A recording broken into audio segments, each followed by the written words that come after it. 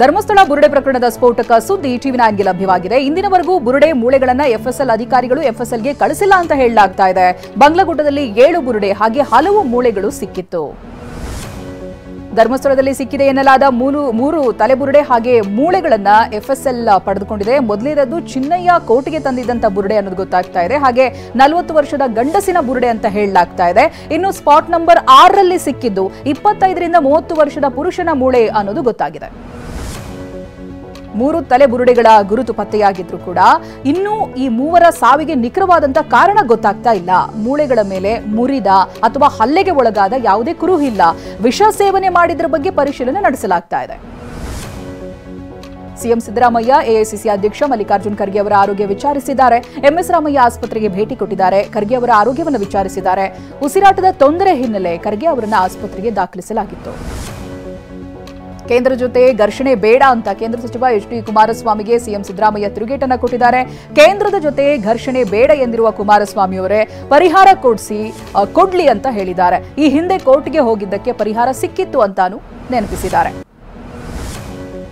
ದೆಹಲಿಯಲ್ಲಿ ನಡೆದ ಆರ್ಎಸ್ಎಸ್ ಶತಮಾನೋತ್ಸವ ಕಾರ್ಯಕ್ರಮದಲ್ಲಿ ಪ್ರಧಾನಿ ನರೇಂದ್ರ ಮೋದಿ ಭಾಗವಹಿಸಿದ್ರು. ದೇಶಕ್ಕೆ ಆರ್ಎಸ್ಎಸ್ ಕೊಡುಗೆ ಕುರಿತ ಅಂಚೆ ಚೀಟಿ ಮತ್ತೆ ನಾಣ್ಯವನ್ನ ಬಿಡುಗಡೆ ಮಾಡಿದ್ರು.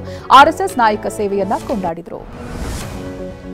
ಏಷ್ಯಾ ಕಪ್ ಚಾಂಪಿಯನ್ ಟ್ರೋಫಿಯನ್ನ ಭಾರತಕ್ಕೆ ನೀಡದೆ ಹೈ ಡ್ರಾಮಾ ನಡೆಸಿದ ಪಾಕಿಸ್ತಾನ ಬಿಸಿಸಿಐಗೆ ಈಗ ಕ್ಷಮೆಯನ್ನ ಕೇಳಿದೆ. ನಮ್ಮಿಂದ ತಪ್ಪಾಗಿದೆ, ಕ್ಷಮಿಸಬೇಡಿ ಅಂತ ಹೇಳಿದ್ದಾರೆ. ಎಸಿಸಿ ಹಾಗೆ ಪಿಸಿಬಿ ಅಧ್ಯಕ್ಷ ಮೊಹಸಿನ್ ನಖ್ವಿ ಕ್ಷಮೆ ಕೋರಿದ್ದಾರೆ.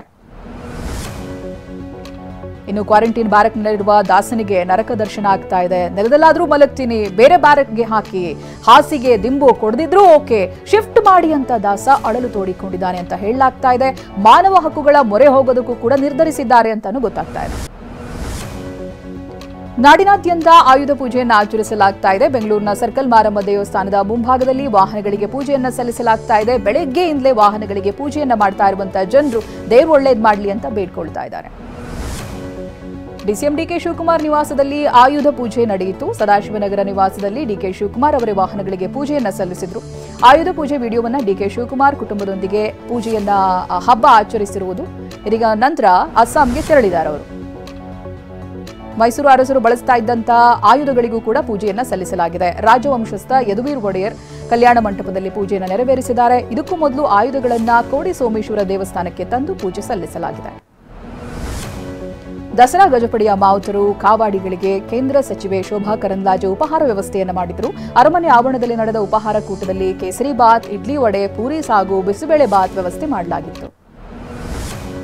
ನವರಾತ್ರಿ ಹಿನ್ನೆಲೆಯಲ್ಲಿ ಕೋಲಾರದ ಶಕ್ತಿ ದೇವತೆ ಕೋಲಾರಮ್ಮಗೆ ತರಕಾರಿ ಅಲಂಕಾರವನ್ನು ಮಾಡಲಾಗಿದೆ. ಟೊಮ್ಯಾಟೊ, ಕ್ಯಾರೆಟ್, ಪಡವಲಕಾಯಿ, ಹೀರೆಕಾಯಿ, ಕಲರ್ ಕ್ಯಾಪ್ಸಿಕಮ್ ಅನ್ನು ಬಳಸಿ ಅಲಂಕಾರ ಮಾಡಲಾಗಿದೆ.